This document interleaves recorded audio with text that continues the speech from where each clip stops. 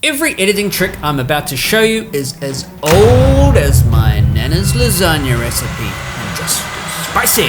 But why is this even important? Well, as an editor, your main job is to make decisions, and the most important decision you need to make is, when do I make a cut? Luckily for us, a very clever and famous editor has broken down everything you will ever need to know into 6 key points. Whether you're creating a high energy video, documentary, or vlog, by using this method, your audience will lose track of time and forget to pick their girlfriend up from work.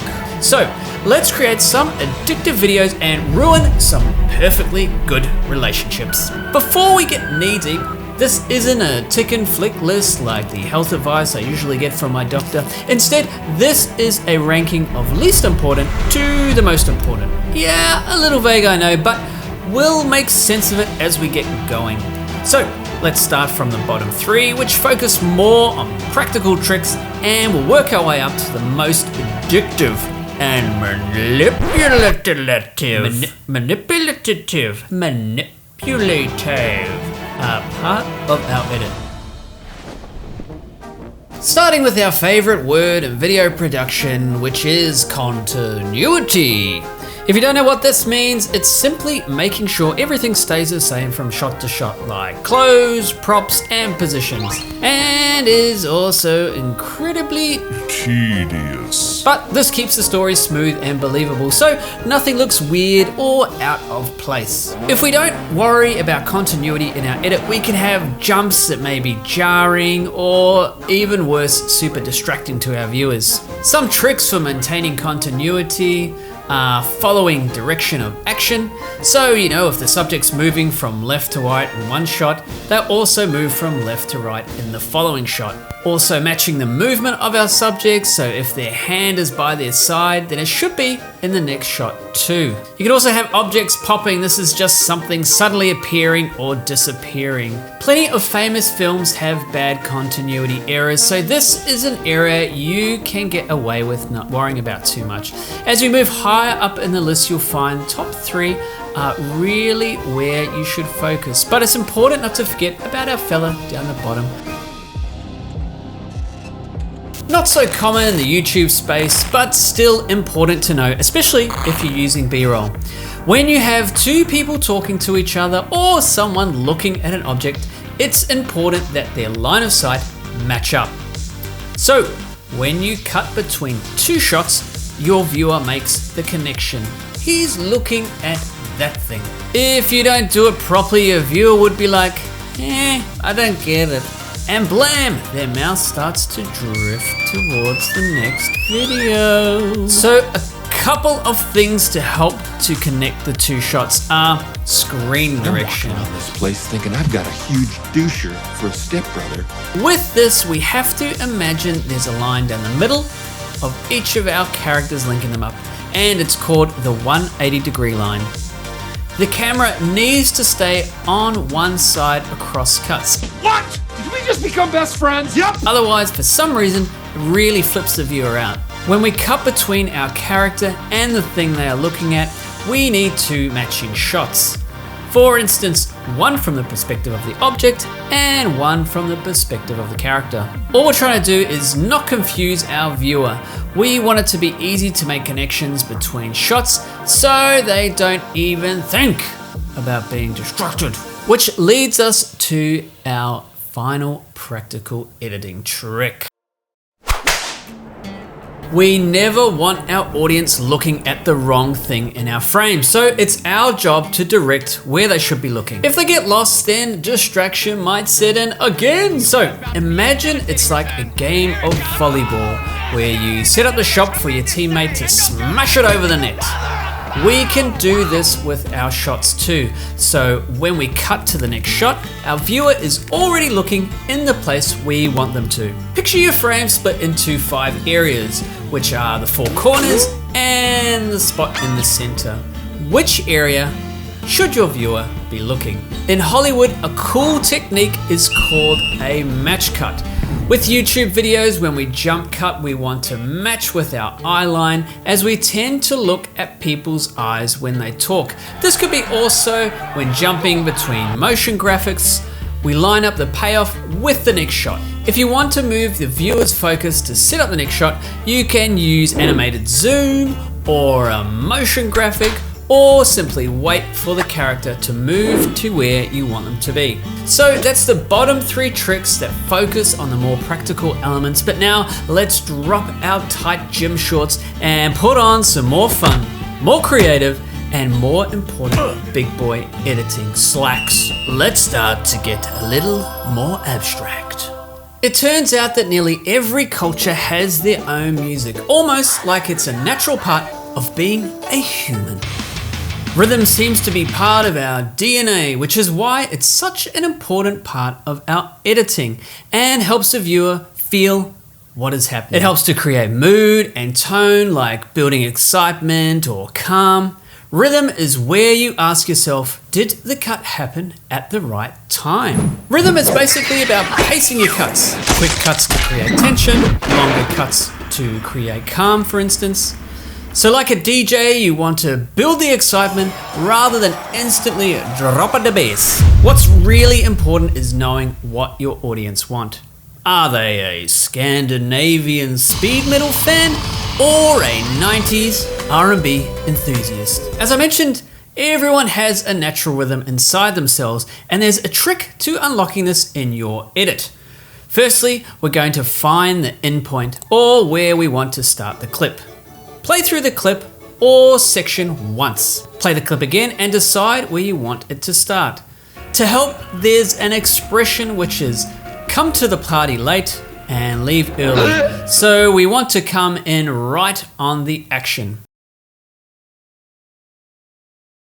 Next, we want to find the rhythmic end. So what we'll do is hit play and then hit stop when it feels like that's where it should end. Use your intuition and go with your own flow. Now, either write down the time or the place, or place a marker and remember where you hit stop. Let's go back to the start and do it again. Bang, hit stop when it feels right. Remember it again and write it down. Let's do it a third and final time. Boom! If you're instinctively landing around about the same spot, then that's your natural rhythm telling you where to cut. Congratulations, you've tapped into the cosmos. Now, this isn't always going to work, but can be a really good way to cut together the first version of your video edit. While rhythm is probably one of the most fun ways to edit, there's still 2 more tricks that are even more important to keep the viewer hooked. And the next one, like music and rhythm, are as old as the carrots in my fridge. Let's look at editing for story.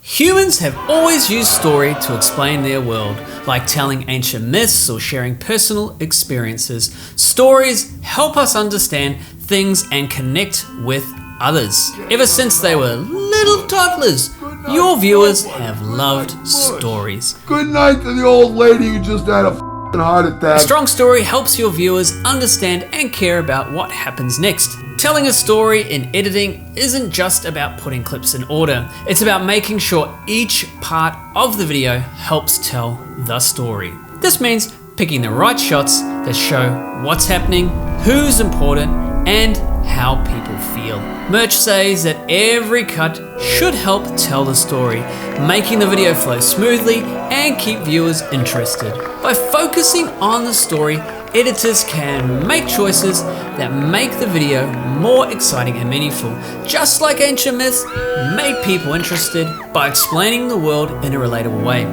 Your videos can keep your viewers hooked by telling a story they can understand and care about. Imagine a cooking show that just showed you some dude eating a finished cake.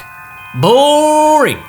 Instead, we want to see all the ingredients they use. We want to see them mixing and chopping and yelling, and then we want to see them trying out their finished concoction. A great way to create story is to have a solid beginning, a middle, and an end. With a classic beginning or setup, we would set the scene and introduce the main idea or character.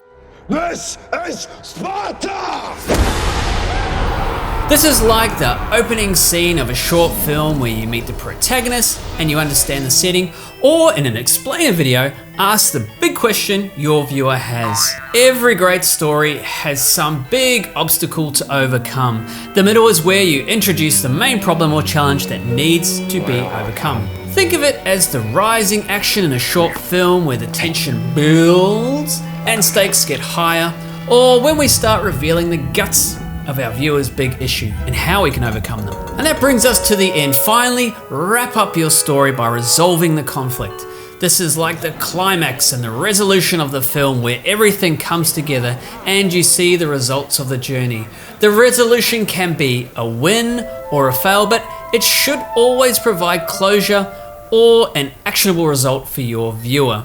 But like my need for attention, there is something greater. Imagine sitting next to a stranger and showing them pictures of your 16th birthday party. They'd likely feel awkward and bored because they have no emotional connection to anyone or anything in the photos, no matter how good you looked.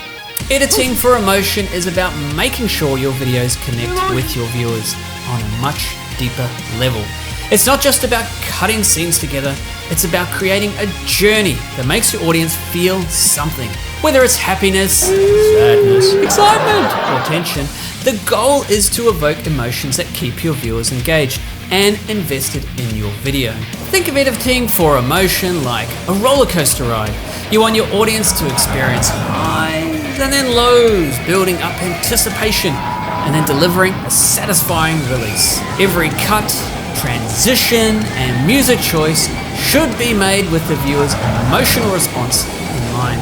By focusing on emotion, you can make your videos more impactful and memorable, ensuring that your audience feels connected to the content and is more likely to come back for more. Now, I've got myself into, a little bit of a pickle with this video because I've found teaching how to edit for emotion, well, a little bit tricky. Being that it's an abstract concept, it's really personal and based on your own experience. But I have dug up a few good techniques that might be able to help.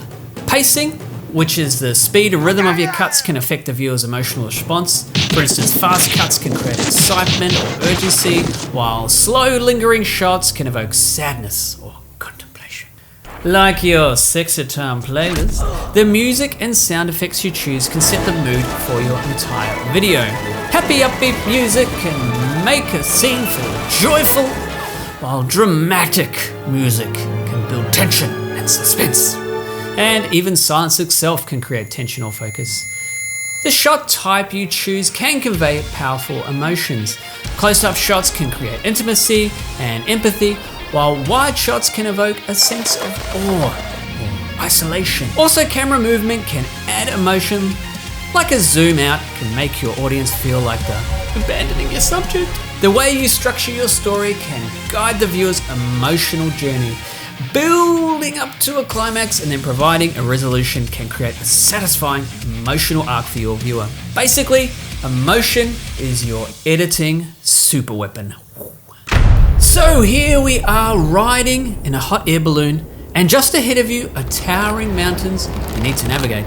The only way to get over them is to shed some weight. So you start tossing overboard anything you don't need. This is the same for our 6-point framework.